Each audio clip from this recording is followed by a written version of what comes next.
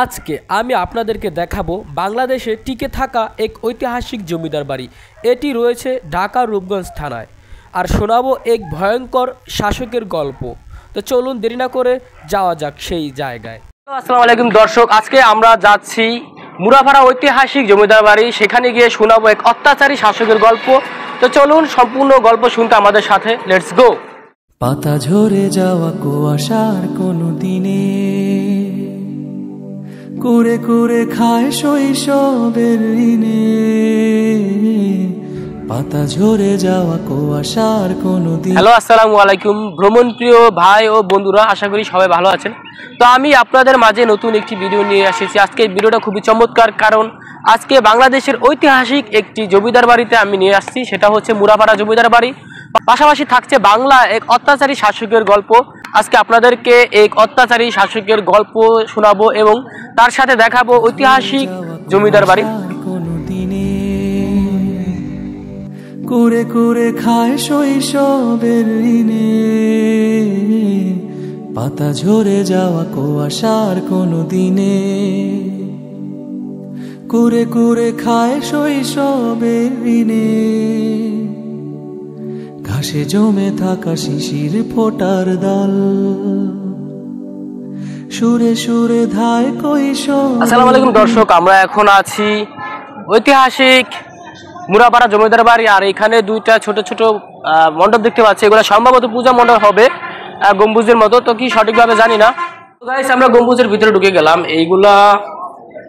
এটা সম্ভবত পূজা মণ্ডপ, জানি না সঠিকভাবে, তবু ওটার ভিতরে ঢুকলাম। যতটুকু বোঝা গেল যে এটা পূজা মণ্ডপ।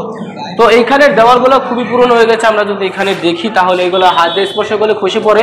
তবে ইটগুলো খুব শক্তিশালী। এই পুরনো শক্তিশালী ইটের উপরেই দাঁড়িয়ে আছে এই ভবনটি অথবা এই পূজা মণ্ডপটি। তো এগুলা আসলে ঐতিহাসিক নিদর্শন, পুরনো আগের প্রাচীন সময়ের সেই স্মৃতিগুলো আসলে মনে করে দেয় এই বর্তমান 2025 সালে। বালা করি ঘর বানায়া মুরাপাড়া জমিদার বাড়ি নারায়ণগঞ্জ জেলার রূপগঞ্জ থানার অতি পরিচিত একটি স্থান। এটি ঢাকা থেকে 25 কিলোমিটার দূরে নরসিংদী রোডে অবস্থিত। জমিদার রামরতন ব্যানার্জি 1889 সালে 40 হেক্টর জমির উপর নির্মাণ শুরু করেন মুরাপাড়া জমিদার বাড়িটি। তিনি নাটোর স্টেটের কোষাধ্যক্ষ ছিলেন এবং তার সততার কারণে একটি উচ্চ পদে উন্নতি হন। কিন্তু প্রচলিত আছে রামরতন ব্যানার্জি শুধু এই বাড়িটির ভিত্তি ও কাঠামো তৈরি করেছিলেন, কিন্তু তার মৃত্যুর পর তার পুত্র প্রতাপচন্দ্র ব্যানার্জি 1889 সালে তার পুরনো বাড়ির ছেড়ে পেছনে আরো একটি প্রাসাদ তৈরি করেন। বিশাল জমিদার বাড়িতে প্রায় 100-এর উপর কক্ষ রয়েছে, যা প্রায় সবগুলোতেই পাবেন কারুকাজের ছোঁয়া। এই জমিদার বাড়িতে রয়েছে কাছারিঘর, অতিথিশালা, নাচঘর, পূজা মণ্ডপ, বৈঠকখানা, ভাড়ার সহ বিভিন্ন ভাগে ভাগ করা অংশ।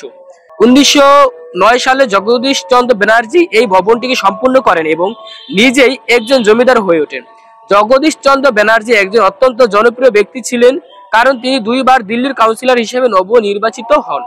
জগদীশ চন্দ্র ব্যানার্জি তার শাসনমহলে অনেক কিছু তৈরি করেছিলেন প্রজাদের জন্য। অন্যদিকে তিনি সেই প্রজাদের প্রতি ছিলেন অনেক কঠোর। তিনি একজন শক্তিশালী জমিদার ছিলেন। তার শাসনমহলে কোনো প্রজা যদি সময় মতো খাজনা না দিত, তাহলে তিনি তাদের মাথার চুল কেটে ফেলতো এবং অনেক সময় তাদের ঘরবাড়ি আগুন দিয়ে জ্বালিয়ে দিত। 1947 সালে দেশ বিভক্তির সময় জগদীশ চন্দ্র ব্যানার্জি কলকাতা চলে যান। এখনো টিকে থাকা জমিদার বাড়িগুলোর মধ্যে ঢাকার খুবই কাছেই রয়েছে বেশ কয়েকটি, যার মধ্যে এই মুরাপাড়া জমিদার বাড়িটি অন্যতম। জমিদার বাড়ির মূল ভবনটি মুরাপাড়া ডিগ্রি কলেজ ভবন হিসেবে ব্যবহৃত হচ্ছে। তার পাশে 1995 সালে আরো একটি প্রশাসনিক ভবন নির্মিত হয়। অনেক জমিদার বাড়ির মতো এটি ঐতিহাসিক সাক্ষী হয়ে ধীরে ধীরে ক্ষয়ে যাচ্ছে। তবে আমাদের দেশে বেশিরভাগ জমিদার বাড়ি চাইতে তুলনামূলকভাবে ভালো অবস্থানে রয়েছে এই জমিদার বাড়িটি। দর্শক, এখন আমি যে ভবনটার সামনে আছি এটাই হচ্ছে মুরাপাড়া জমিদার বাড়ি মূল ভবন। মূলত এটার সৌন্দর্য দেখতেই মানুষ এখানে আসে, আর এটার ঐতিহাসিক যে সৌন্দর্য রয়েছে, এই ভবনটা ঐতিহাসিক একটি ভবন। এটা দেখতেই এখানে মানুষ, বিভিন্ন ভ্রমণ প্রিয় বন্ধু এবং ভাইয়েরা চলে আসে। তো এখন আমি এই ভবনের সৌন্দর্য আপনাদের দেখানোর চেষ্টা করবো। বালা করি ঘর বানায়া কয়দিন থাকবো আর হায় রে, কয়দিন থাকবো আর পালা প্রিয় দর্শক, আমরা এখন আছি মুরাপাড়া ডিগ্রি কলেজ। অতএব এটা সেই মূল ভবনটা, যেটা মুরাপাড়া জমিদার বাড়ির মূল ভবন হিসেবে পরিচিত। তো এখন আমরা এই বারান্দার কক্ষে রয়েছি। এখানে মূলত আমরা দেখতে পাচ্ছি অধ্যক্ষের কার্যালয়। এখানে দেখতে পাচ্ছি কলেজ অফিস। তো এইটা আগে জমিদার বাড়ি ছিল, কিন্তু এখন বর্তমানে এটা মুরাপাড়া ডিগ্রি কলেজ নামে পরিচিত হয়েছে। আমরা এখন আছি মুরাপাড়া ডিগ্রি কলেজের ঐতিহাসিক শহীদ মিনারে। আজকে যেহেতু 21শে ফেব্রুয়ারি ছিল, তাই এখানে ফুল দিয়ে শহীদদের বরণ করা হয়েছিল। আমরা দেখতে পাচ্ছি এখানে আলপনা দিয়ে অনেক কিছু সাজানো আছে। ঘর বানায়া কদিন থাকবো আর হায় রে, কদিন থাকবো আর